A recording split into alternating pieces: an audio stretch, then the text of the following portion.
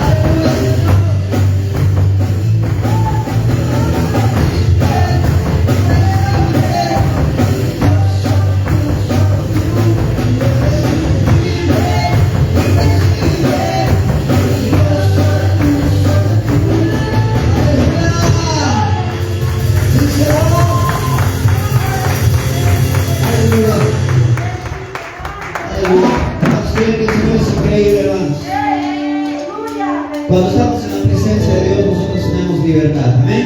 Y vamos a cantar eso. Vamos a decir que hay libertad en la presencia de Dios. Vamos.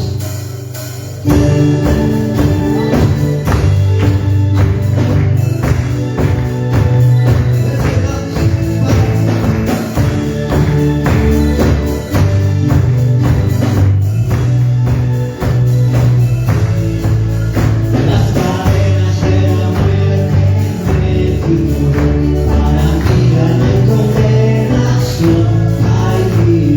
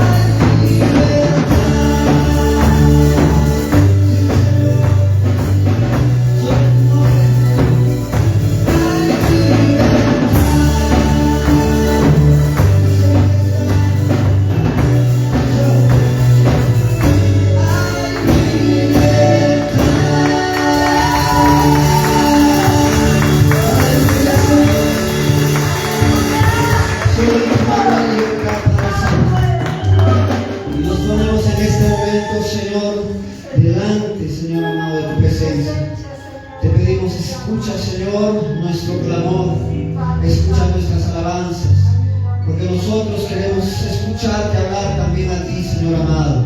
En este momento, Señor, que tenemos concentrada nuestra mente y preparado nuestro corazón, habla a nuestras vidas, Señor amado. Habla, Señor, tu precioso Espíritu Santo, porque nuestro corazón está abierto. Díselo al Señor. Te adoramos, Señor amado. Te adoramos, Padre.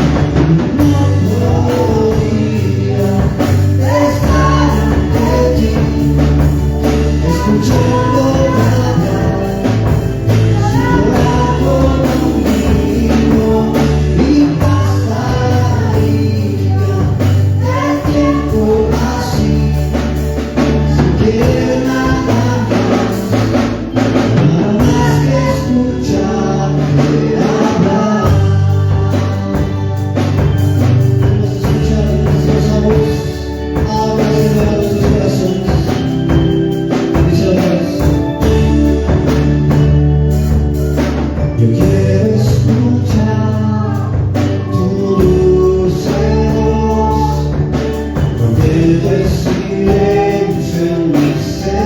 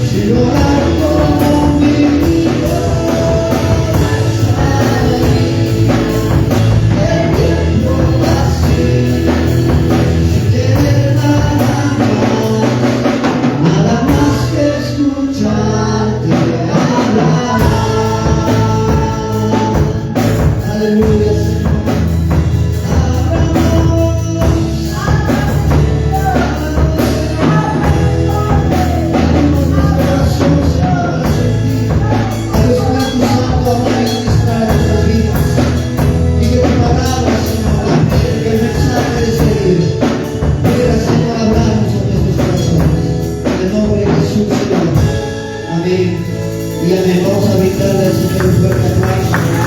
Gracias. Gracias por tu presencia, Señor. En el nombre de Jesús. Amén y amén. ¿Cuántos quieren escuchar la voz del Señor? Cuando nosotros venimos a hacer culto, la Biblia nos dice que es un culto agradable para el Señor, en primer lugar. Amén. Y hoy estamos aquí reunidos para alabar su nombre, para escuchar su palabra y para que cuando nosotros aprendamos su palabra, entonces podamos poner en práctica. Quiero dar la bienvenida a todos, a nuestra casa, a nuestra iglesia, a la familia Perú para Cristo, y les pido que desde ya estemos concentrados. Por favor, pueden saludarse entre ustedes desde sus lugares, con la mano levantada, pueden decir bienvenido, que Dios te bendiga, en el nombre de Jesús.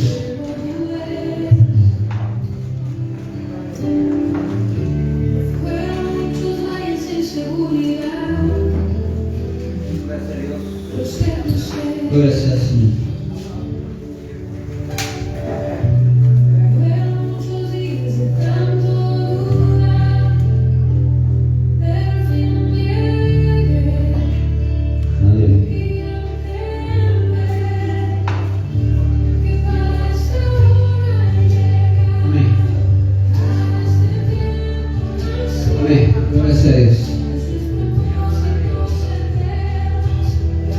Una vez más les doy la bienvenida y ustedes con toda seguridad están notando la ausencia de algunas personas, de quienes yo más adelante voy a justificar esa ausencia. ¿Amén? Por ahora yo quiero que nos concentremos en escuchar lo que Dios tiene para nosotros, la palabra que Dios ha colocado en el corazón. De esa forma funciona. Nosotros, queridos hermanos, vamos a aprovechar estos minutos que tenemos, porque este mensaje es realmente muy extenso. Es bastante extenso y yo trato de comprimirlo de forma tal que también se pueda entender para todos los que están aquí presentes. El tema de este mensaje es harpazo, o también se puede decir harpazo, porque está en el idioma griego. ¿Cuántos de ustedes saben qué significa harpazo o harpazo? ¿Cuántos de ustedes saben? Esto tiene que ver con temas escatológicos, y la escatología es el estudio de las cosas finales o futuras, escatología bíblica.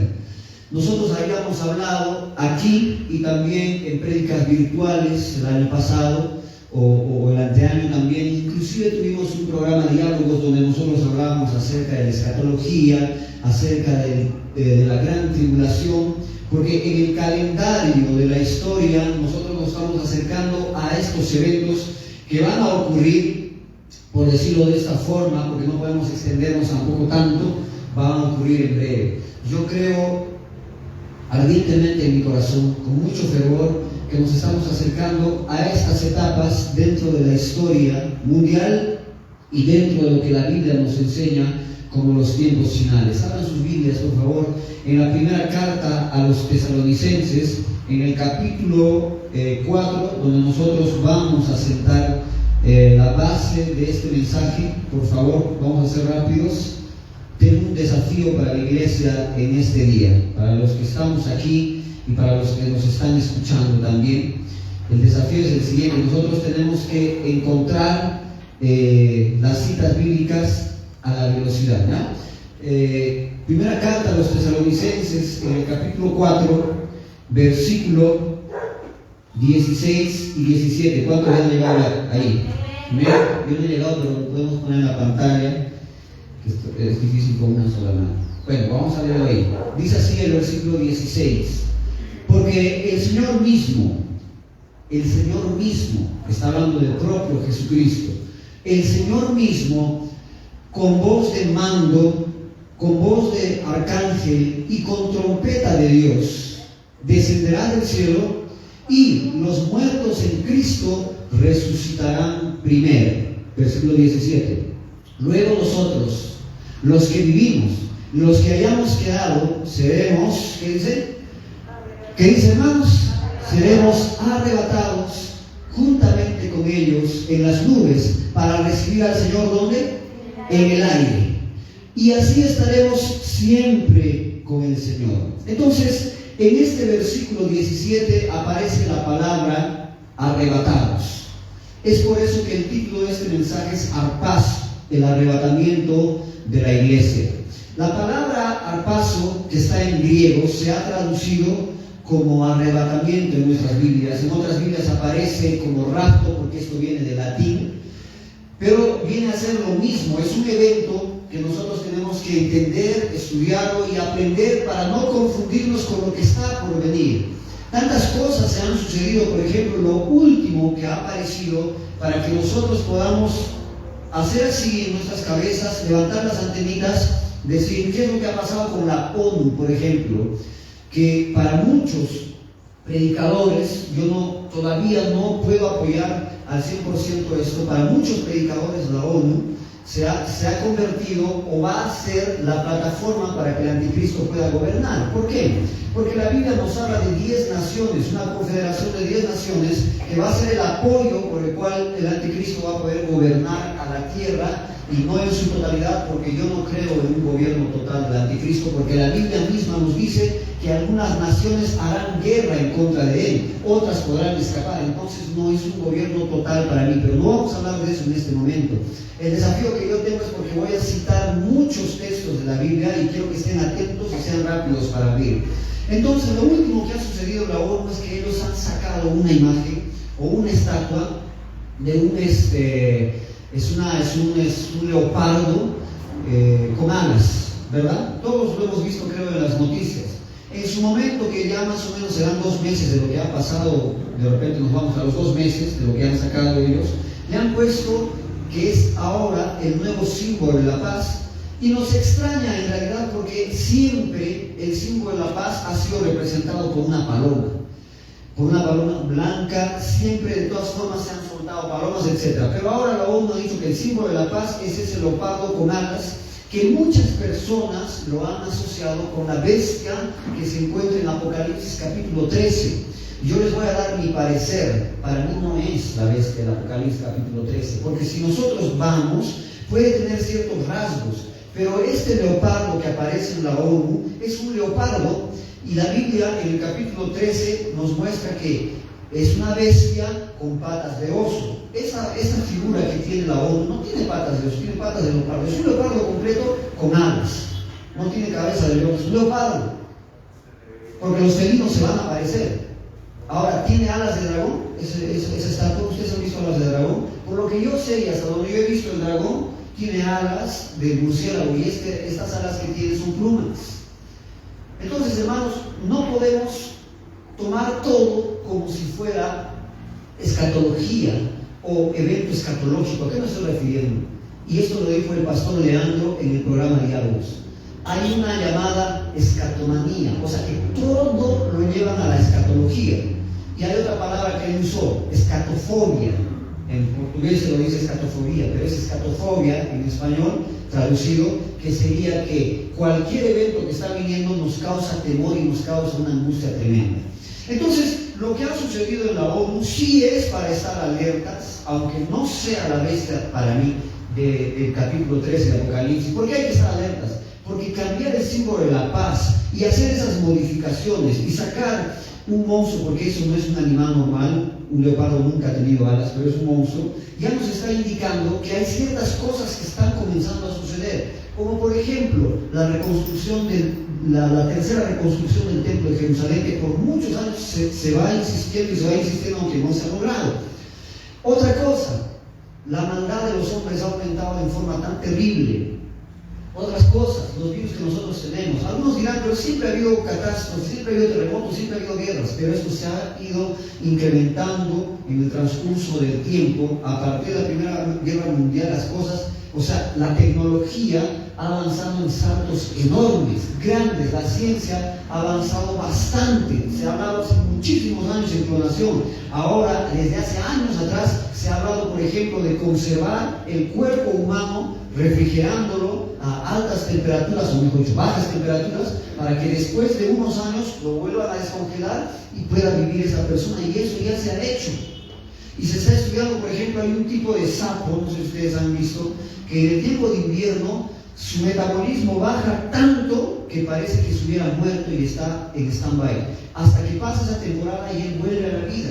que en realidad no vuelve a la vida, sino que su metabolismo se ha detenido, no totalmente. Entonces, por estos estudios y muchos más, nosotros tenemos que estar alerta a lo que va a suceder. Y en primera carta de Tesalonicenses, capítulo 4, versículos 16 y 17, Pablo se está refiriendo al arrebatamiento de la iglesia. ¿Estamos aquí, hermanos? Entonces, ya habíamos hablado de forma rápida, pero explicada, acerca de las últimas cosas que van a suceder. Y vimos que dentro de la escatología va a haber un evento dentro de la historia llamado la Gran Tribulación. Yo quiero preguntarles a ustedes, ¿cuántos de ustedes han pasado tribulaciones? Situaciones difíciles, todos, hasta este momento, hasta el último hombre que nazca, va a pasar tribulaciones, momentos angustiantes, momentos de mucha dificultad. Pero de lo que está hablando la Biblia, lo que está por venir, se llama la Gran Tribulación, que luego lo vamos a ver en contexto o en el texto que está mencionando.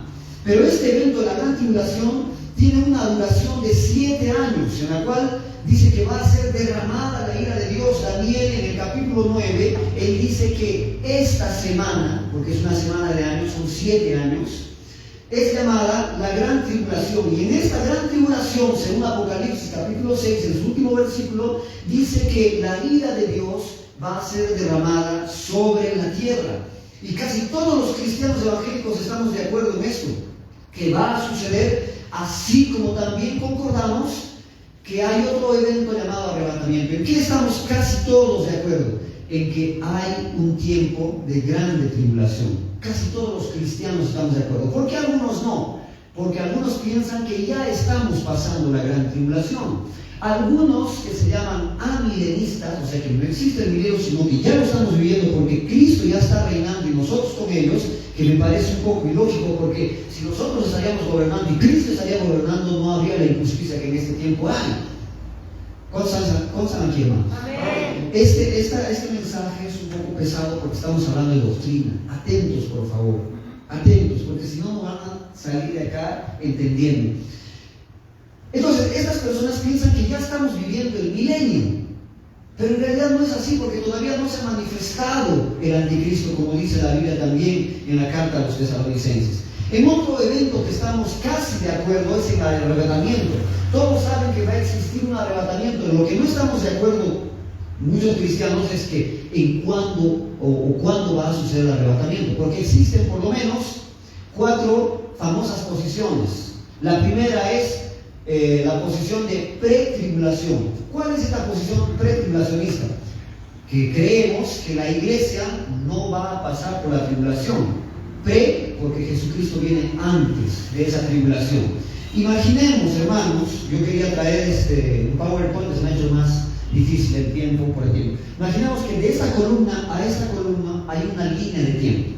Esta línea de tiempo son 7 años entre estas dos columnas, ¿correcto? ¿Hasta ahí me sigue? Esta primera columna es el inicio de la gran tribulación y esta otra columna el fin, porque son 7 años. La postura pretribulación dice que justo antes de que comience la gran tribulación, la iglesia es arrebatada, es llevada. A eso se le llama pretribulación. Hay otra que se llama midi o mesotribulacionista. ¿Cuál es? En que en esta línea de tiempo de los 7 años, a la mitad viene Jesucristo y se lleva a la iglesia. O sea, menos chamuscados, agarra y se los lleva. Esa es la mesotribulación. La posttribulación es una posición fuerte, muchos cristianos la viven, que dicen que después de esos 7 años de gran tribulación, viene Jesucristo, arrebata a su iglesia y se la lleva para que el mismo momento descienda. Donde yo ya he dicho muchas veces, yo no le veo utilidad, no le veo para qué serviría que Jesucristo venga, los lleve y otra vez los baje en el mismo momento. Entonces, para ellos, para esta posición, nunca vamos a ir al cielo. ¿Por qué? Porque Jesucristo viene, arrebata a la iglesia y el mismo ratito los desciende. Entonces nunca conoceremos el cielo para esa posición. Pero como nosotros somos pre-tribulacionistas, creemos que la iglesia será arrebatada antes de que comience la gran tribulación. ¿Amén? Amén. ¿Estamos aquí? Amén. Entonces, en eso no nos ponemos de acuerdo. ¿Cuándo va a ser el rapto de la iglesia? Entonces, queridos hermanos, el arrebatamiento de la iglesia es una enseñanza, ojo aquí, que no aparece en el Antiguo Testamento. El arrebatamiento no es una enseñanza que aparece en el Antiguo Testamento, sino solamente es una enseñanza que aparece en el Nuevo Testamento. Es una enseñanza neotestamentaria. Jesucristo empieza a enseñar eso, pero le va a encargar al apóstol Pablo para que él enseñe este misterio, porque se dice del arrebatamiento que es un misterio, así como la iglesia viene a ser un misterio en el Antiguo Testamento, porque no aparece la iglesia. Primera carta a los Corintios, por favor, vamos a abrir nuestras Biblias ahí. Capítulo 15. ¿Den alguna señal de vida, hermanos? Capítulo 15, versículos 51 al 52. La enseñanza del arrebatamiento o rapto de la iglesia es neotestamentaria, aparece solo en el Nuevo Testamento, y dice en primera carta a los Corintios, capítulo 15, versículos 51 al 52, Pablo, el apóstol, dice: he aquí, os digo un misterio. ¿Qué cosa es misterio? Algo que estaba oculto, algo que estaba protegido, algo que las personas no conocen, es un misterio. Dice Pablo: les digo un misterio. En otras versiones dice: les voy a revelar algo que estaba oculto. Entonces Pablo comienza a enseñar diciendo: he aquí les digo un misterio, no todos dormiremos. En esta parte se está usando un eufemismo, o sea, se está cambiando la palabra morir por dormir. Pablo lo que está queriendo decir aquí es: no todos vamos a morir, pero todos vamos a ser transformados. Versículo 52. En un momento, en un abrir y cerrar de ojos, a la final trompeta, porque se tocará la trompeta, y todos los muertos serán resucitados incorruptibles, y nosotros seremos transformados. Gloria sea a Dios. Aleluya. Entonces, este mensaje, esa enseñanza, Pablo les dice, es nueva, es misterio, porque antes no se había enseñado. ¿Me están siguiendo? Y Pablo se está refiriendo a este evento del arrebatamiento como un misterio que recién se estaba enseñando. ¿Y por qué recién se estaba enseñando? Porque este mensaje Pablo lo dijo para la iglesia. ¿Se está entendiendo eso? No es para todos, es para la iglesia. Y algunos podrían decir: yo voy a la iglesia. No, no estoy diciendo para los que van a la iglesia, sino para los que permanecen siendo iglesia. Porque iglesia no es este lugar no va a ser arrebatado. La Biblia dice que Jesucristo viene a llevar a su iglesia, no este lugar, sino a cada uno de nosotros que permanece en el cuerpo de Cristo siendo iglesia. ¿Estás entendiendo eso? Entonces el Señor va a venir a arrebatar a su iglesia, y como dice aquí, estoy mostrando lo que Pablo dice que es una enseñanza, un misterio. Ahora, abran su Biblia en Juan capítulo 14, por favor.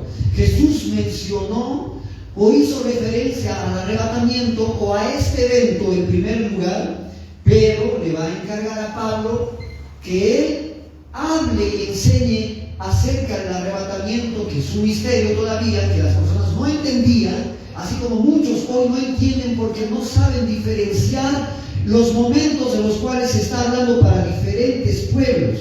Entonces nosotros vamos a abrir nuestras Biblias. ¿Cuántos ya están ahí? Dígame. Juan capítulo 14, vamos a leer del versículo 1 al versículo número 3. Dice así la Biblia: no se turbe vuestro corazón, no se preocupen, dice Jesucristo. Creen en Dios, crean también en mí. Versículo 2. En la casa de mi Padre muchas moradas hay muchas casas, hay muchas habitaciones, dice Jesucristo, en la casa de su Padre. Primera pregunta: ¿dónde es la casa de su Padre? En el cielo. Dios está en todo lugar, sin embargo, su morada está en el cielo, que es un lugar espiritual y no físico. ¿Estamos de acuerdo ahí? Dice Jesucristo: en la casa de mi Padre, en el cielo, muchas moradas hay. Si así no fuera, si no hubiera casas, si no hubiera un lugar en la presencia de Dios, dice Jesús, yo les hubiera dicho si hay o no hay. Y él dice y continúa su comunicación con ellos: voy pues a preparar lugar para vosotros. Entonces Jesucristo dice: en la casa de mi Padre hay muchas moradas. Si así no fuera, yo les hubiera dicho, les hubiera advertido, pero entonces estoy yendo, en otras palabras, a preparar lugar para ustedes. Versículo 3 es claro. Dice así: y al irme, o cuando me vaya, o si me fuere, les prepararé el lugar. Y dice la Biblia: vendré otra vez y os tomaré a mí mismo, para que donde yo estoy, vosotros también. ¿Qué es lo que está queriendo decir este versículo que a muchos no les suena como? ¿Pero dónde dice arrebatamiento ahí? ¿Dónde está mostrando que va a haber arrebatamiento? Entendamos una cosa, por eso les pido el máximo de su atención. Este versículo 3 dice: y si me fuere, les prepararé el lugar. Vendré otra vez. Jesucristo va a regresar y dice: y os tomaré a mí mismo. ¿Por qué dice a mí mismo? Porque en otra parte de la Biblia dice: y el Espíritu Santo se está preparando una novia. ¿Quién es la novia? La iglesia. Entonces, por eso dice Jesucristo, porque Él mismo se está preparando una novia. Y os tomaré a mí mismo, dice, para que donde yo estoy, ¿dónde se ha ido Jesús? ¿Dónde se ha ido? Al cielo. Para que donde yo estoy, ustedes o vosotros también estéis. ¿Dónde nos va a llevar Jesús? Al cielo. Y viviremos eternamente con Dios en el cielo. ¿Amén? ¿Amén? Amén. No. Por eso les estoy haciendo eso, porque no están atentos. ¿Quién ha dicho y dónde está escrito que vamos a vivir en el cielo eternamente? ¿Quién ha dicho eso? Es más, Pablo acaba de decir en primera carta a los Corintios, capítulo 15, que todos seremos. Sí, pero transformados. ¿Cómo transformados? Dice que los muertos, por favor, voy a repetir esto porque no se pierdan. Cuando venga Jesucristo en ese arrebatamiento, se tocará la trompeta, ¿no? Y esto es así, en cuestión de segundos. Primera carta a los Corintios, capítulo 15, 52. En un momento, en un abrir y cerrar de ojos, ustedes están que abren y cierran los ojos muchas veces por minuto, ¿sí o no? Entonces, en lo que dura un abrir y cerrar de ojos, todo eso ha sucedido. A eso se llama arrebatamiento. Los muertos que murieron en Cristo siendo iglesia, dice que en cuestión de fragmentos de segundos serán resucitados. Y algunos pensarán, pero algunos han sido incinerados, otros sus huesos ya estarán polvo. No vamos a cuestionar lo que Dios hace. Él les dará nuevo cuerpo, qué sé yo, pero van a tener un cuerpo nuevamente, porque cuando Dios ha creado un hombre, lo ha creado en cuerpo, alma y va a volver a hacer lo mismo ese cuerpo que ha fallecido. Y nosotros que somos cuerpo, alma, espíritu, que estaremos vivos, ojalá, de repente algunos hasta que llegue ese momento ya habrán muerto también, va a ser transformado nuestro cuerpo, porque Pablo, el apóstol, en el capítulo 15, más adelante o antes, él sigue diciendo que esta carne que está llena de corrupción y de pecado no puede heredar el reino. Por eso es que seremos transformados en un cuerpo diferente, un cuerpo glorificado, que ya no necesita más alimento para poder vivir, que no necesita más dormir para poder descansar, y un cuerpo diferente como el que Jesús tiene en este momento. ¿Me están siguiendo, hermanos? ¿Se ha entendido entonces? Ahora vuelvo a preguntar, ¿la Biblia dice que nosotros vamos a vivir eternamente en el cielo después del arrebatamiento? No, porque después del arrebatamiento Jesucristo vuelve a la tierra con su iglesia para instaurar y gobernar por 1000 años. Y después de estos 1000 años, claro, dentro de eso van a ocurrir cositas, estoy hablando de grandes pasos. Entonces, después de este milenio va a venir el juicio final. Todavía viene la guerra, obviamente, la última, pero va a venir el juicio final, y después del juicio final, la eternidad. Estoy diciendo de formas a pasos muy grandes, porque lo que yo quiero hablar ahora es el arrebatamiento apenas. Entonces, queridos hermanos, nuestros cuerpos van a ser cambiados, glorificados, y así estaremos en la presencia de Dios. Durante ese tiempo, mientras en la tierra hay 7 años de gran tribulación, de mucho sufrimiento, de mucha persecución, va a haber mucha matanza, según Apocalipsis capítulo 7. ¿Qué es lo que va a suceder en el cielo? Estaremos delante del tribunal de Jesucristo y por último en las bodas del Cordero. Amén. Hermanos, ¿estamos aquí? Amén. Dios santo. Entonces, este versículo 3 del capítulo 14 dice: volveré y os tomaré a mí mismo, para que donde yo estoy ustedes también estén conmigo. En la visión en la posición pretribulacionista, nosotros somos arrebatados para estar ¿dónde? En el cielo. Según también Jesucristo dice en el versículo 13, por un determinado tiempo. En Apocalipsis más adelante va a decir que la nueva Jerusalén descenderá a la tierra, que será el trono de Dios, y ahí será la morada eterna para los hombres, porque los hombres fueron creados para vivir en la tierra. Y dice que Dios descenderá ahí. La nueva Jerusalén va a descender del cielo. No nosotros vamos a subir, la nueva Jerusalén va a descender. O sea, quiere decir que nosotros viviremos en la tierra. ¿Amén? Muy bien, hermanos. Hasta ahí se ha entendido. Entonces, la palabra harpazo está en griego, usada por el apóstol Pablo en el texto que hemos leído al principio de primera carta a Tesalonicenses, capítulo 4, significa llevar, significa tomar por la fuerza o arrebatar. Eso significa harpazo.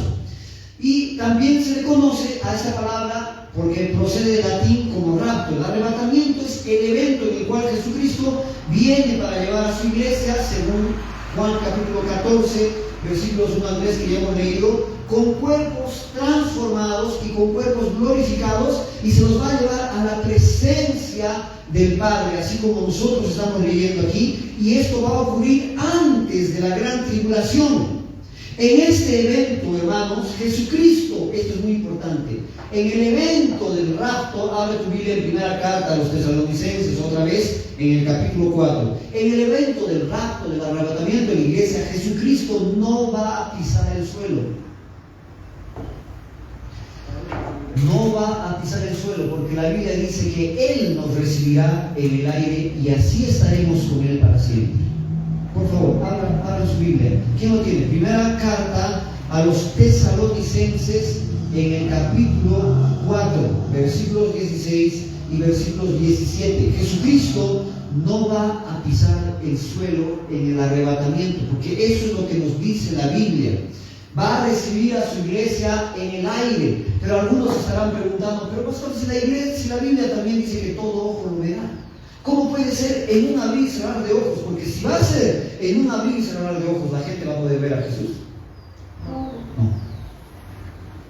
Por eso, en forma de burla, algunos nos dicen que nosotros estamos hablando de un acontecimiento que no es bíblico, porque es un rapto o un arrebatamiento secreto, porque nadie lo va a ver. Ahora yo pregunto, si digamos acá estamos en este momento en el culto, desaparece la hermana Teresa, la hermana Norma, todos los que están aquí, ¿el resto no se va a dar cuenta? ¿Se va a dar cuenta o no? Porque han desaparecido, pero no van a poder ver a Jesús. ¿Eso es secreto? No puede ser secreto. Una cosa es que no vean a Jesucristo, así como cuando Jesucristo resucitó después de ser crucificado 3 días, ¿quién más lo ha visto? Aparte de los discípulos, a quien Él se manifestaba. ¿El resto del pueblo lo vio? Los que lo crucificaron lo vieron, porque Él no se manifestó a ellos. Se manifestó solamente a su iglesia.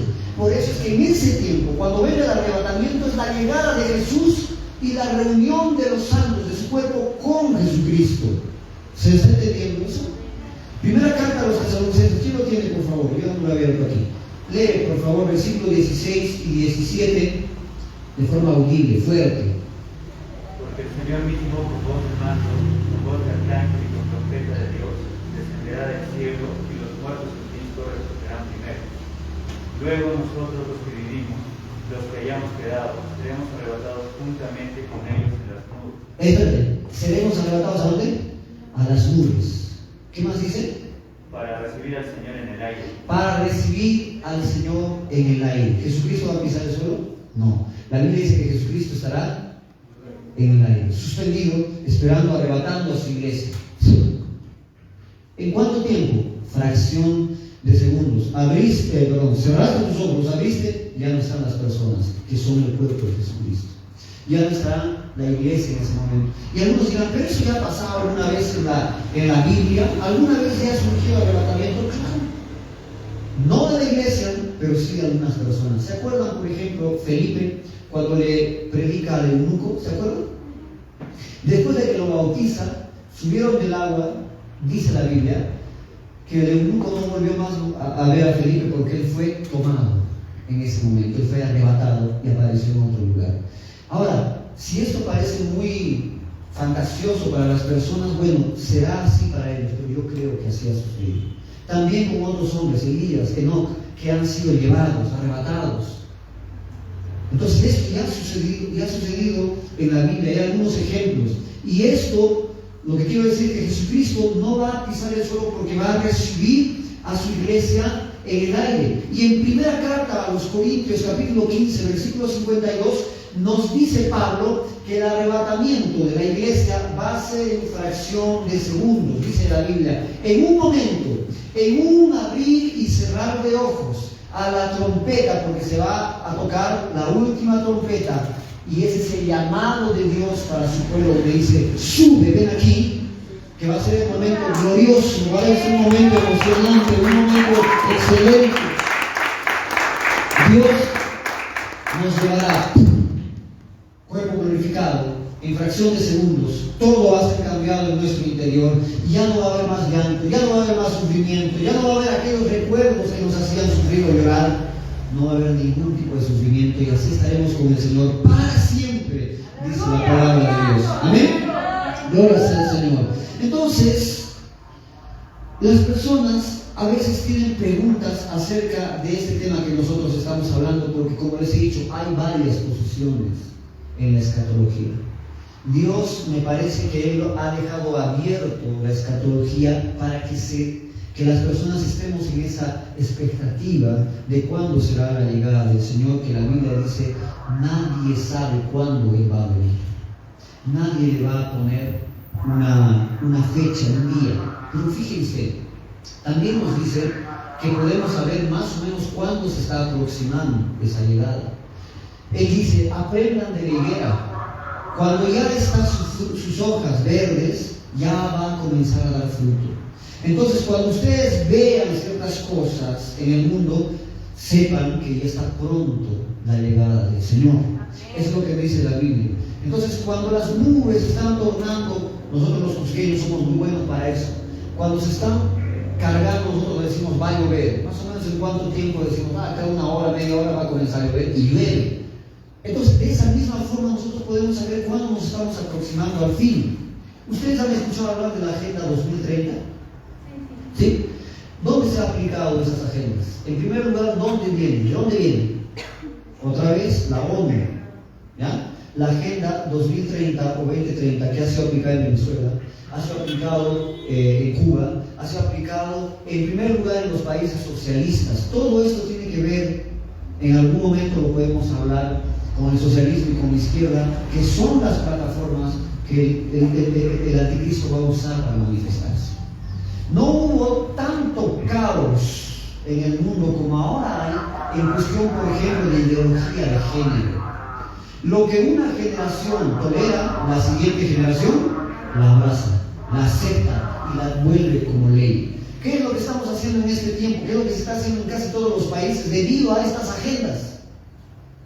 Debido a los foros que hay. Estos foros no son sanos. El foro de Sao Paulo, el foro de Davos, que se hace en Suiza. Si ustedes investigan acerca de eso, es el cómo gobernar, cómo implantar las ideologías de la izquierda dentro de todos los países. Y la izquierda ha hecho bastante, el socialismo en todo caso, ha hecho un esfuerzo muy arduo por dominar en toda Latinoamérica. Por ejemplo, ha estado en Uruguay, ha estado también en México y en muchos países.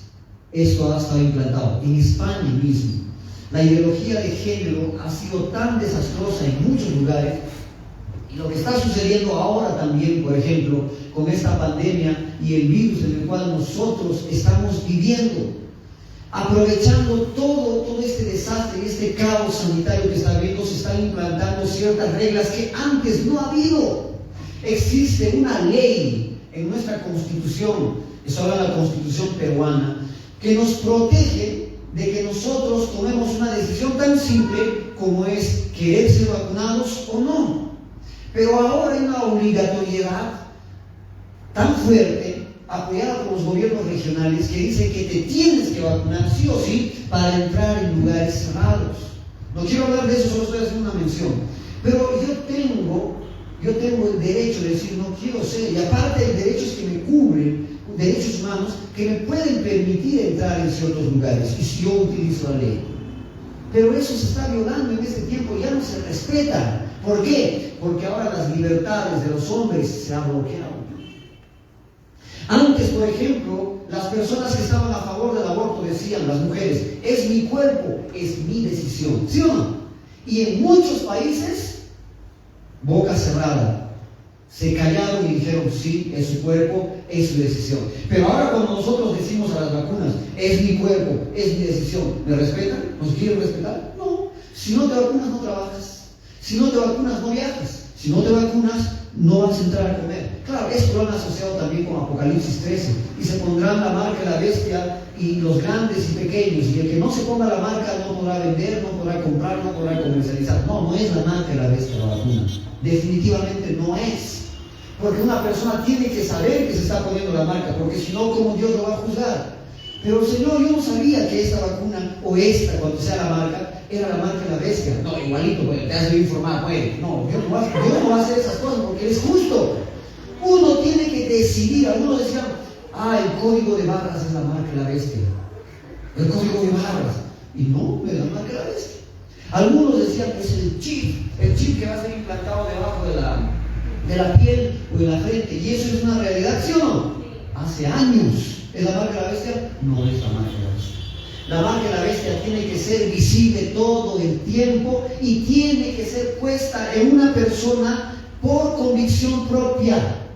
Como por ejemplo, ¿sabes qué, Jeffrey? No vas a poder estudiar. No quiero estudiar. No, te estoy diciendo que vas a poder estudiar en este tiempo.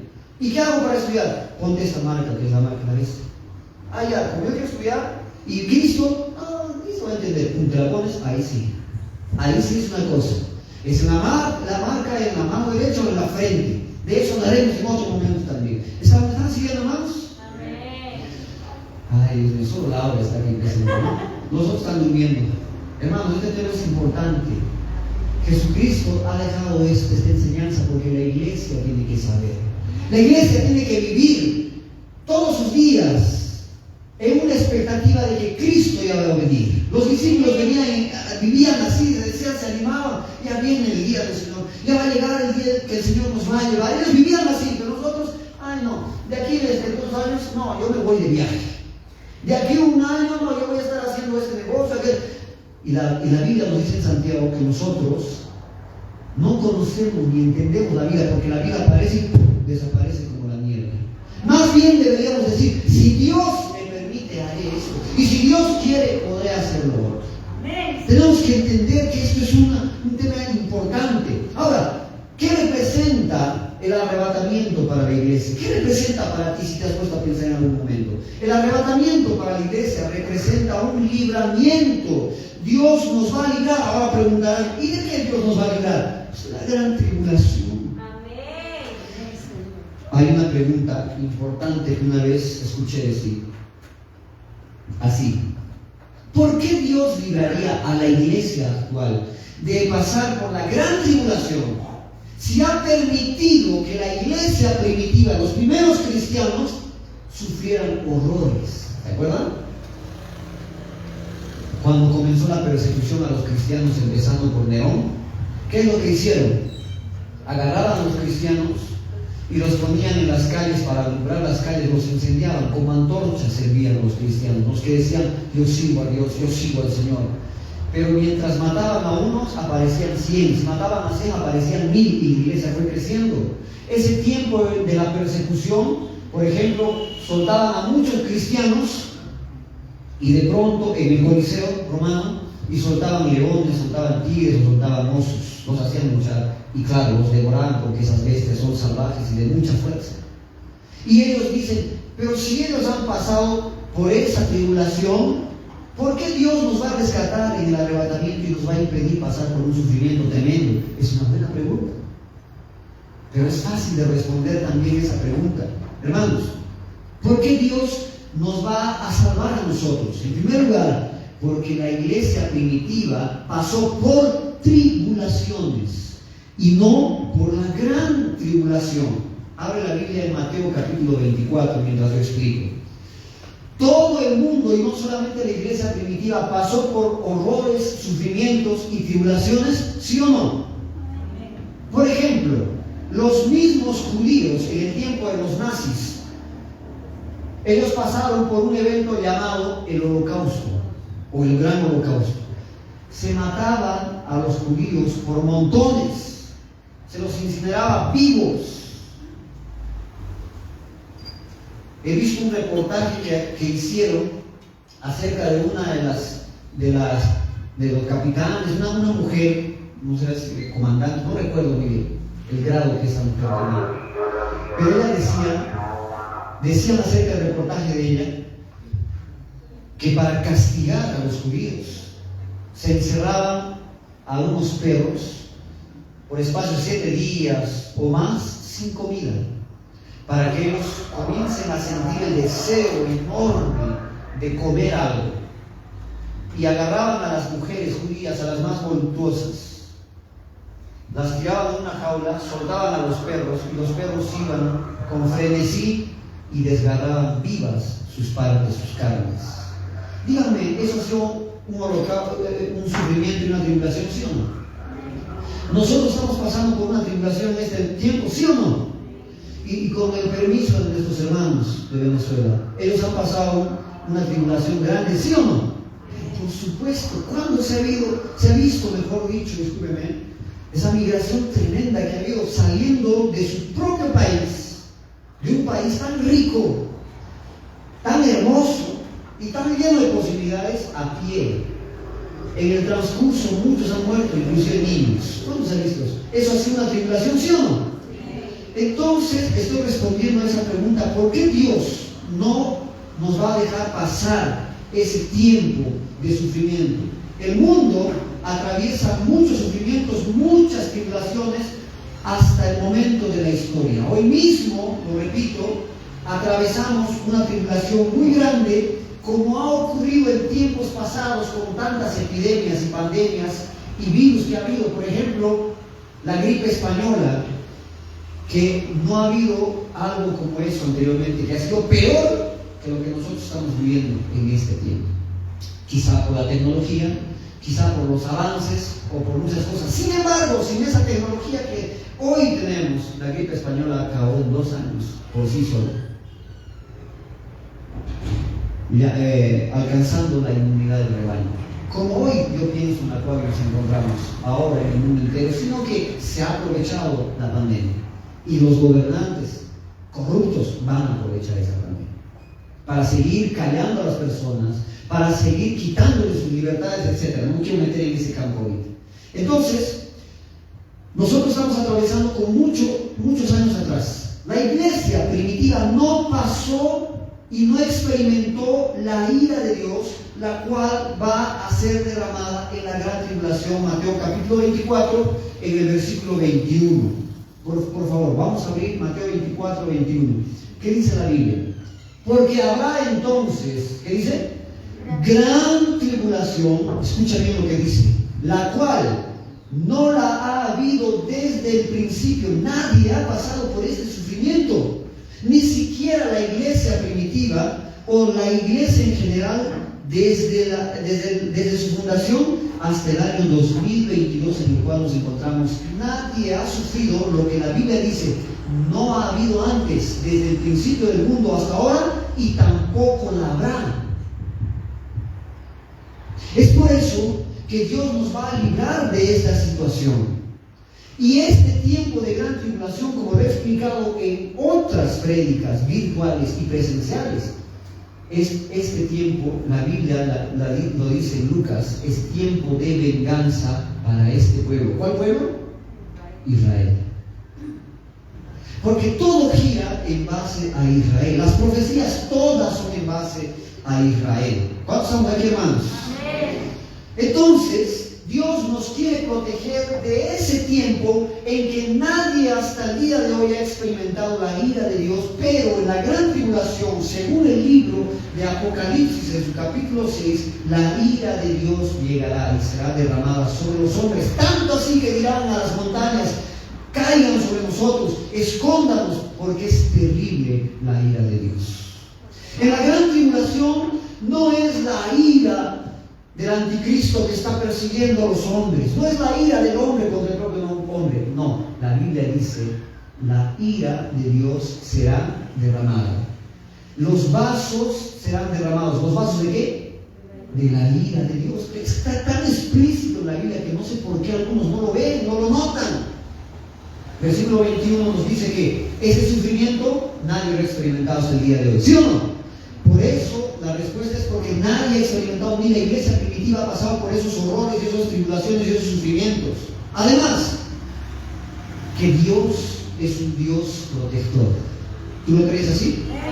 Dios es un Dios protector y el carácter protector de Dios se revela en toda la Biblia, empezando por Génesis. Vamos allá. Génesis capítulo 7, por favor. Aquí vamos a poner un poquito de énfasis para mostrar el carácter protector de Dios. Génesis capítulo 7, del versículo 10 al 16 dice la Biblia: y sucedió que al séptimo día de las aguas del diluvio vinieron sobre la tierra. El año 600 de la vida de Noé, en el mes segundo, a los 17 días del mes, aquel día fueron rotas todas las fuentes del gran abismo, y las cataratas de los cielos fueron abiertas, y hubo lluvia sobre la tierra 40 días y 40 noches. En este mismo día entraron Noé y Sem, Can, Jafet, hijos de Noé, la mujer de Noé y las 3 mujeres de sus hijos con él en el arca. ¿Cuántas personas se salvaron en el arca? 8 personas. ¿Ah? 8 personas. Y dice: ellos y todos los animales silvestres según sus especies, y todos los animales domesticados según sus especies, y todo reptil que se arrastra sobre la tierra según su especie, y toda ave según su especie, y todo pájaro de toda especie, vinieron pues con Noé al arca, de 2 en 2, de toda carne que había espíritu de vida. Y los que vinieron, macho y hembra, de toda carne vinieron, como él había mandado. Y Jehová, ¿qué dice la Biblia? Cerró la puerta, y comenzó entonces, a partir de ese momento, el diluvio. O sea, ¿cuál es el carácter protector en esta historia? Que el diluvio, que iba a arrasar a toda esa generación perversa, no comenzó sin que Noé y su familia entren al arca. Dios mismo cierra la puerta, y ahí es donde comienza, porque Dios protegió a ellos. ¿Y por qué solamente a ellos? A pesar de que había más personas. Porque mientras se construía el arca, Noé decía: arrepiéntanse. Por eso es que Noé es considerado profeta, porque él habló la voluntad de Dios en aquellos tiempos. Él pregonó la palabra, y eso lo vamos a ver en la carta de Pedro. Él dijo a los que estaban ahí: arrepiéntanse, porque va a venir un gran diluvio y Dios nos va a salvar. Pero nadie quiso hacer caso. Igual será en el arrebatamiento. Hemos predicado, le hemos dicho a nuestros familiares: vamos a la iglesia, acepta a Cristo en tu corazón, eres la llave para la salvación, por su sangre bendita nosotros seremos salvos. No, que yo tengo mi religión, que tú has cambiado, porque todos se han negado muchas veces, y así va a suceder. Dios se muestra protector para con los suyos, para los que están cerca del Señor. Y una vez que ellos entran al arca, se cierra la puerta y que cae el diluvio, y que se abren, dice, las fuentes de la tierra, y comienza el agua a subir, y no paró por 40 días y por 40 noches, y todo se inundó. Hace 4 días atrás, yo estaba por la cultura, por el, no sé qué, Paraderos, 4 de San Sebastián, donde comienza una lluvia de esas terribles. No dura 1 hora, pero ha inundado muchas cosas. En Tupajamar, en otros barrios había inundaciones. Con una lluvia de menos de 1 hora. Ahora imagínense, 40 días, 40 noches, con una lluvia torrencial, inunda todo. Y aparte que son abiertas las fuentes de las aguas, dice, tanto en el cielo como en la tierra. Entonces esto se ha inundado y mató a toda la gente. Génesis capítulo 19. ¿Estamos aquí, hermanos? ¿Se está entendiendo? Amén. Génesis capítulo 19, el versículo 15 al 22 dice así: y al rayar el alba, los ángeles daban prisa a Lot, diciendo: levántate, toma tu mujer y todas las hijas que se hallan aquí, para que no perezcas en el castigo de la ciudad. Sodoma y Gomorra iban a ser destruidos porque la maldad era terrible en ese momento. Y como Dios, después de todo el diluvio, dijo que ya no va a destruir la tierra con agua, entonces mandó fuego. Pero ¿qué es lo que sucedió? Lot estaba demorándose, los ángeles ya estaban listos para ordenar que caiga el fuego. Inclusive antes, rebobinando,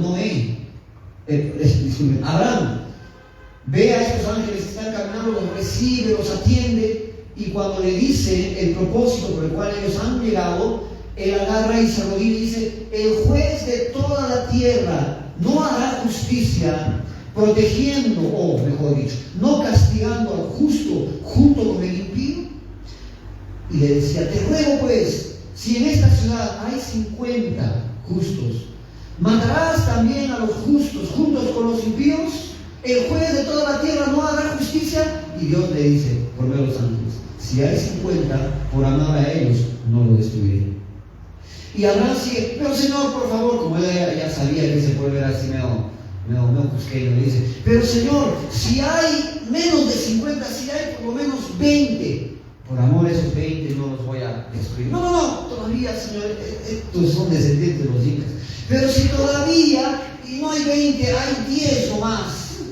Y por amor a esos 10 no había ni 10. No había ni 10. Era tal la corrupción de estos hombres que querían violar a los ángeles. Se los querían violar. Porque le dicen a Lot: saca a esos varones que han llegado, esos extranjeros que los queremos conocer. En el lenguaje de la Biblia es: los queremos, ¿no? Entonces Lot dice: no toquen a estos hombres, porque él sabe que son ángeles. Acá están mis hijas. Cabezón también, ¿no? Acá están mis hijas, pueden hacer comida, son vírgenes, inclusive dice él. Pero qué tontos. Pero los ángeles no permitieron que toquen a las hijas, porque vinieron a protegerlos. Así como el arrebatamiento representa una protección para los que permanecen en condición de iglesia. ¿Estamos entendiendo? Entonces, ¿dónde hemos quedado? Génesis capítulo 19, versículo 15. Entonces los ángeles estaban diciendo: apúrate, pero ¿qué te pasa? Y todas tus hijas salgan de una vez para que no perezcas en este castigo. Versículo 16. Deteniéndose él, o sea, los varones asieron de su mano, inclusive tuvieron que jalarlo y sacarlo de empujones. Así es la iglesia, hermano. Hay que empujar. Camina, pero hermano, ¿qué? Entiende pues, arrepiéntete, congrégate. Ay, es que tengo una reunión. Congrégate, porque la Biblia dice esto. Es que tengo que lavar platos sucios. Si Dios quiere, es menos que eso.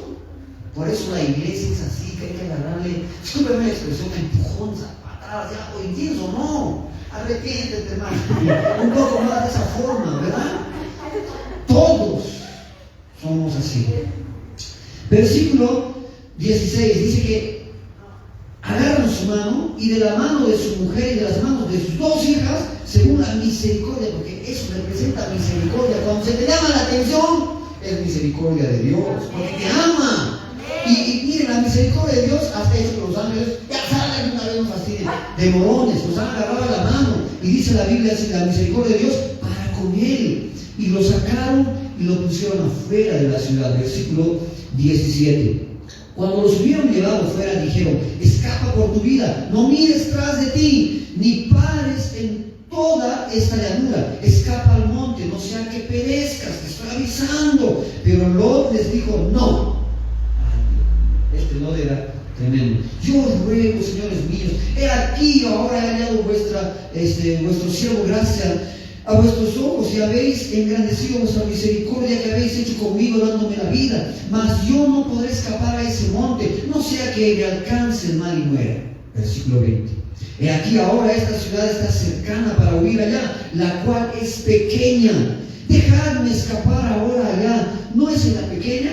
Y así salvaré mi vida. Él y le respondió: he aquí, he recibido también tu súplica sobre esto, y no destruiré la ciudad de la que has hablado. Miren cuán misericordioso es Dios, cuán protector es Dios. Versículo 22. Date prisa, escapa de allá, porque nada, escuchen bien lo que dice, nada podré hacer hasta que hayas llegado ahí.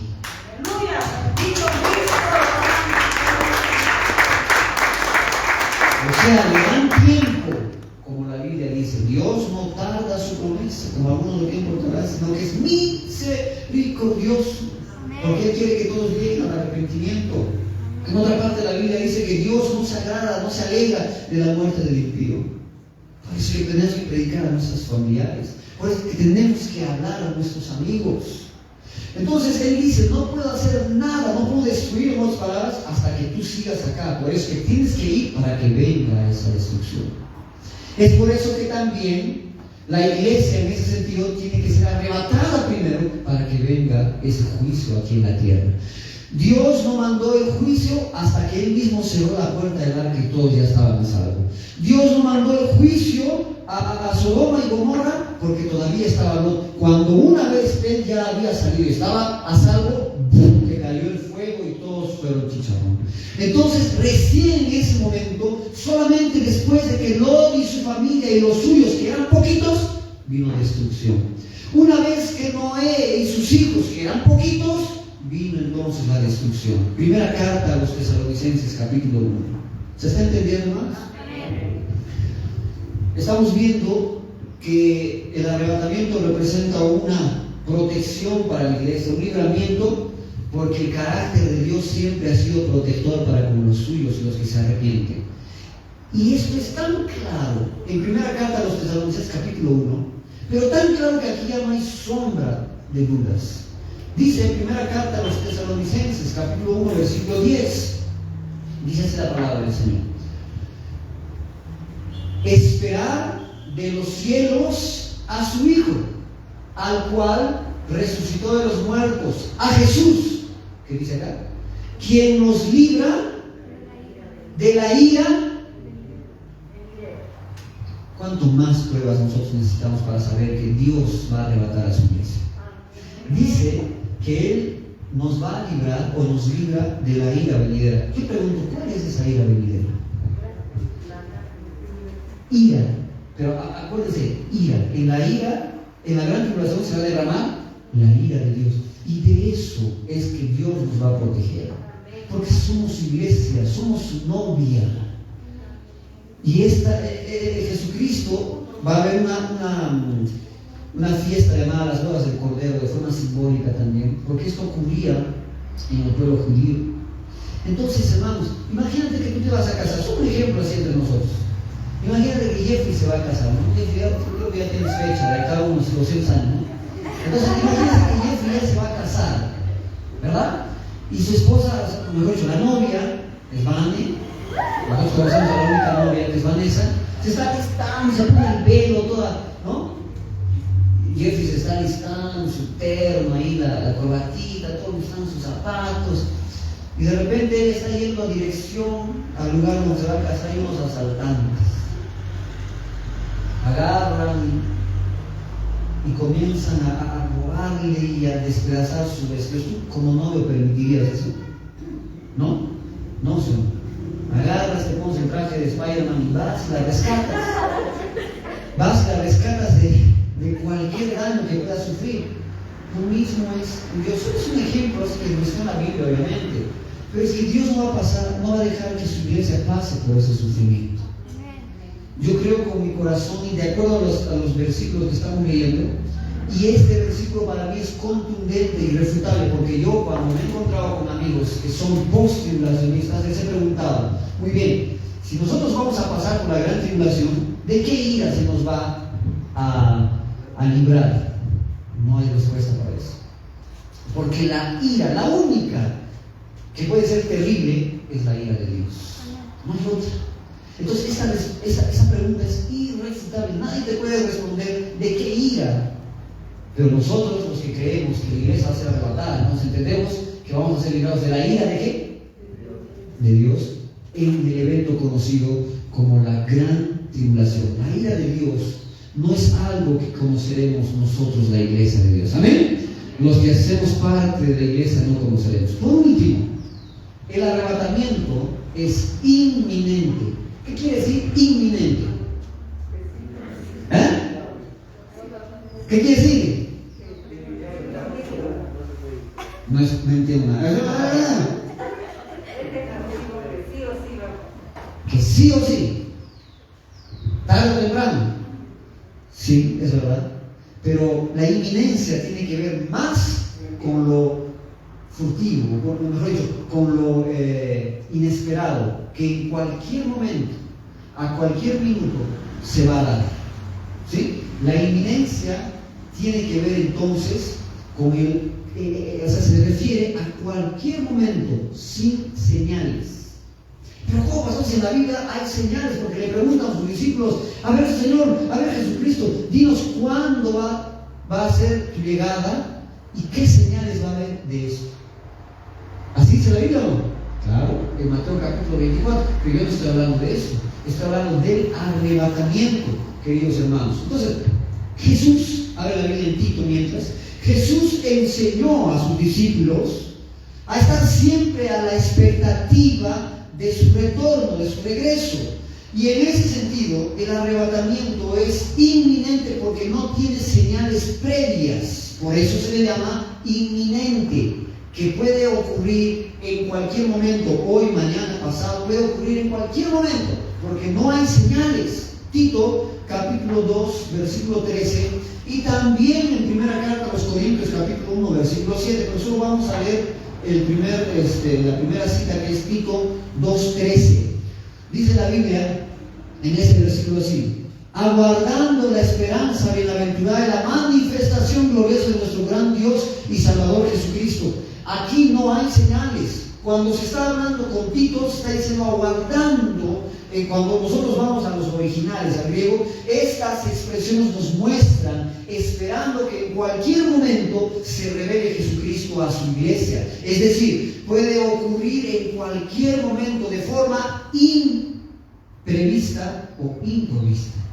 O sea, no hay una previsión de señales para que el arrebatamiento suceda. No hay ningún tipo de señal para el arrebatamiento. Por eso se dice que es inminente.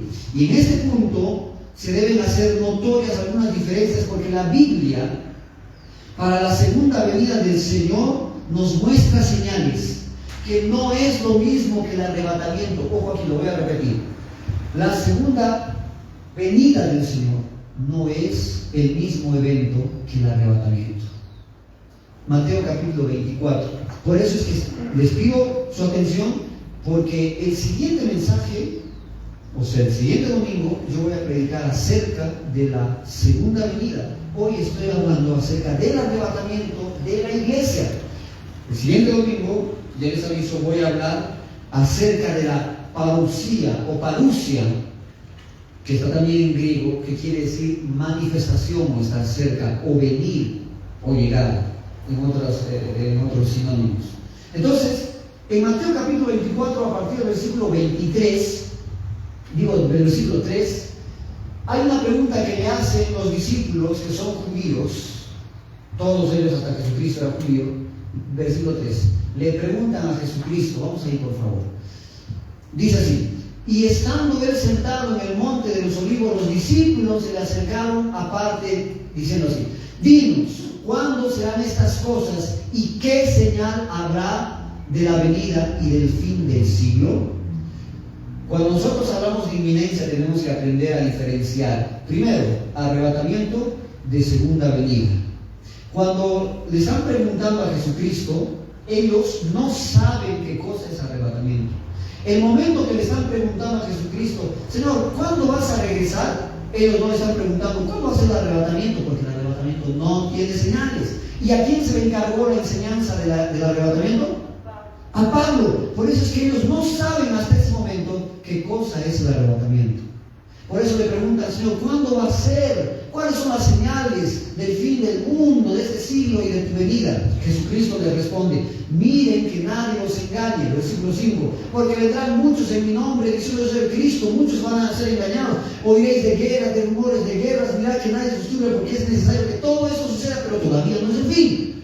Porque se levantará nación contra nación, reino contra reino, habrá pestes, habrá hambres, terremotos, diferentes lugares, y todo esto será el principio de... Algunos dicen: nosotros que estamos viviendo la pandemia estamos viviendo principios de dolores. No, principio de dolores es en la gran tribulación, porque está próxima la redención de Israel y está próxima la llegada del Señor. Amén. para gobernar aquí junto con la iglesia que había llevado con 7 años de anticipación.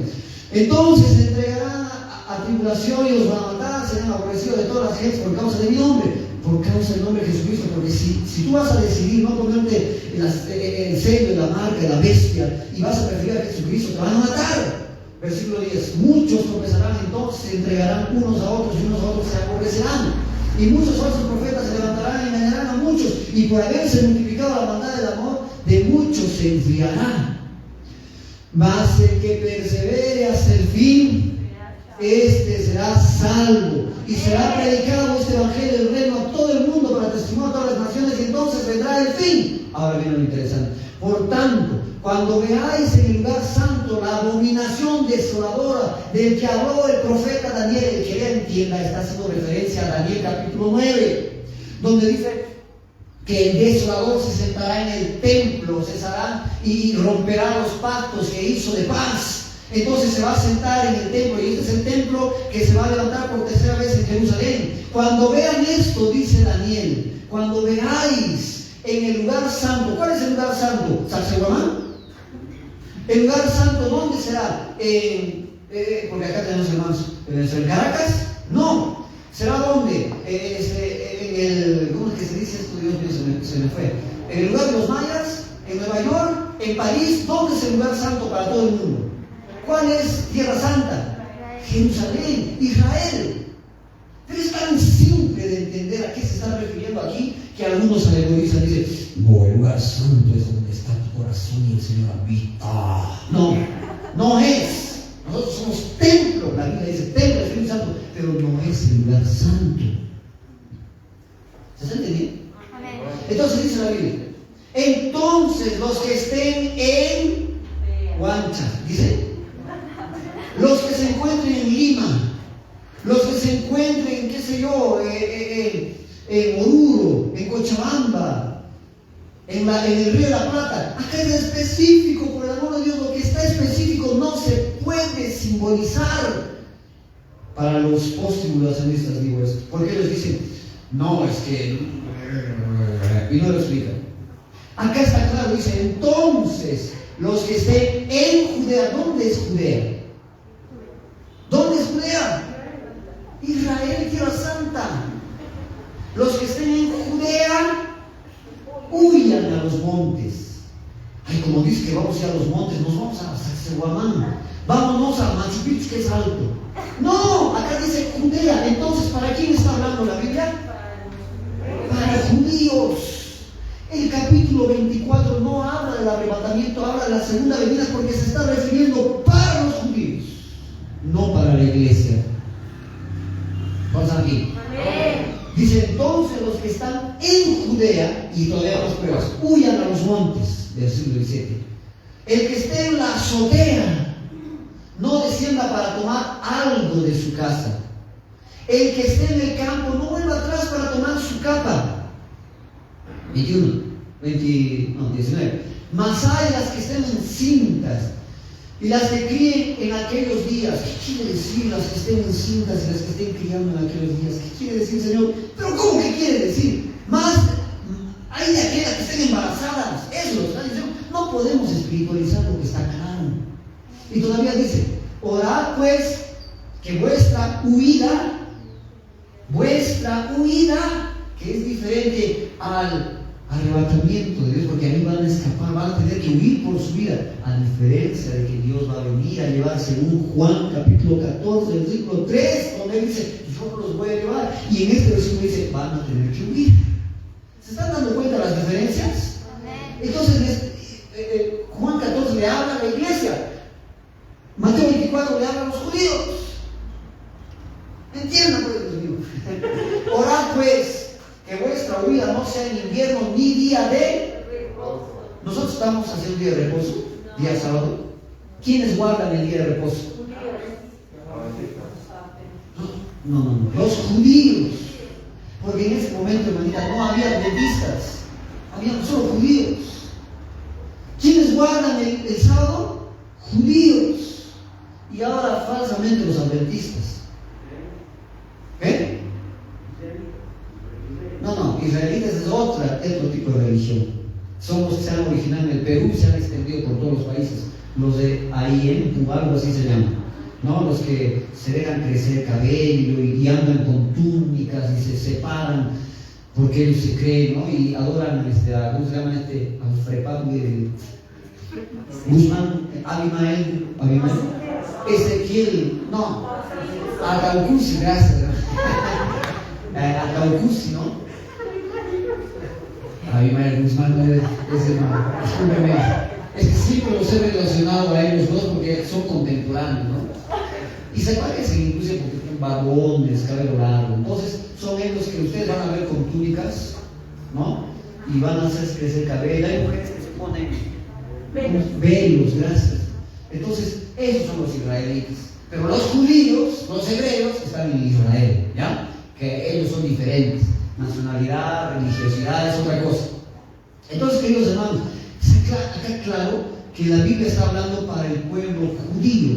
Les está diciendo que no sea, ojalá que no sea vuestra huida en el tiempo, en el día de reposo. ¿Por qué? Porque el judío, practicante hasta los huesos, no prende siquiera una vela el día sábado. Peor será escapar. ¡Ay, llegó el anticristo! Están arrollados que no pueden, ni modo, sábado no pueden escapar, no correr, porque no pueden hacer eso. Los judíos no pueden hacer eso en el día de reposo, no pueden hacer nada más que adorar. Por eso les dice que no sea. Imagínense a nosotros, los cusqueños, ¿qué representa para nosotros el día sábado y el reposo? Nada, porque no es nuestra cultura. Por lo tanto, no está hablando para todos, está hablando ¿para quién? Para los judíos. Más, ¿dónde estamos? Más áreas que no, ya está, 21. Y porque habrá entonces, ¿qué habrá? Gran tribulación, la cual no había desde el principio del mundo hasta ahora ni la habrá.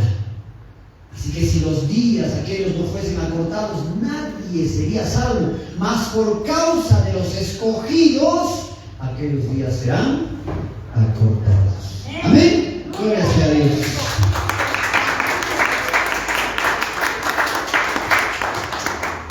Entonces, queridos hermanos, voy a concluir en este momento. Para decirles lo siguiente: las diferencias de las cuales he hablado en este momento las voy a hacer más notorias el día domingo. ¿Por qué? Israel es una cosa y la iglesia es otra cosa. En muchas iglesias se predica y se dice: el nuevo Israel de Dios es la iglesia. No, falso, mentira. En ninguna parte de la Biblia dice eso. Otros dicen que la iglesia sustituyó a Israel en el plan de redención de Dios. También falso, eso no es verdad, porque en ninguna parte de la Biblia dice eso. Y a esa enseñanza de algunos se les llama la doctrina de la sustitución. No existe tal cosa. Israel no ha sido sustituido por la iglesia, porque el mismo Pablo, el apóstol Pablo, cuando está predicando, dice que Dios no desechó a su pueblo en ninguna manera, Romanos capítulo 3, sino que les ha acontecido endurecimiento en parte por un tiempo.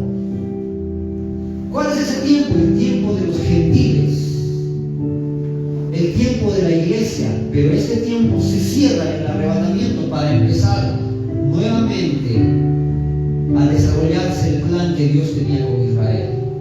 Porque el tiempo de la gran tribulación en Jeremías es llamado la angustia para Jacob. En Apocalipsis es el día del derramamiento de la ira. En el libro de Lucas la gran tribulación dice el tiempo de la venganza, de ajustar cuentas. ¿Con quién? Con Israel. Para este pueblo. Daniel capítulo 9 dice: está establecido para tu pueblo, Daniel. El ángel le dice: para tu pueblo. ¿Cuál era el pueblo de Daniel? Israel. Por eso es que la iglesia va a ser arrebatada. Por eso es que nosotros viviremos y vivamos con la expectativa de esperar la llegada de Jesucristo y no del anticristo. Nosotros no conoceremos al anticristo, nosotros no veremos al anticristo, sino que seremos arrebatados, seremos llevados por el Señor. Lo que sí vamos a experimentar rapto, el arrebatamiento. Sea que estemos presentes o que hayamos muerto, pero la Biblia dice que resucitaremos para eso. En ninguna manera los que están vivos van a preceder a los muertos. En ninguna manera. Dice la Biblia que primero los muertos resucitan y luego nosotros seremos transformados. ¿Cuánto dura? Así, rápido, en un momento, en un abrir y cerrar de ojos. Hermanos, esto va a ser glorioso. Eso va a ser hermoso. Por eso, vivamos con esa expectativa. Y el domingo que viene voy a completar esta prédica con el título de parousia o parousia, como está en el griego, que significa la llegada, la segunda llegada del Señor Jesucristo. Pero en esta segunda llegada Él viene a la tierra con su iglesia. Ahí es donde se aplica esa palabra. Y todo ojo lo verá. Y descenderá con sus santos y con su boca destruirá al enemigo, al anticristo. Ese momento, cuando viene el arrebatamiento, no dice que va a pasar eso. Por eso que son dos eventos diferentes. Pónganse de pie, hermanos. Vamos a orar. Señor, le damos gracias, Dios bendito, por esta palabra. Te agradecemos por tu presencia en este lugar. Te agradecemos por el día, Señor, que nosotros gozamos en medio de tu presencia. Gracias, Dios maravilloso, porque tú vas a proteger a tu iglesia. Gracias, Señor amado, porque tú has dejado esta enseñanza en la Biblia. Nosotros la abrazamos, nosotros la creemos, porque hay, Señor, versículos que nos dicen, hay esta enseñanza, tú has protegido a las personas, y como nadie ha experimentado la ira de Dios, y como nadie ha experimentado la gran tribulación, un sufrimiento que no ha habido antes, que lo habrá, tú vas a proteger a tu iglesia, Señor amado. Gracias, y te pido que nos ayudes a perseverar. Te pido que nos des la fortaleza para mantenernos como iglesia, para esperarte, Señor, a ti en el arrebatamiento, porque es el encuentro de Jesucristo con su iglesia. Oh Señor, desde ese momento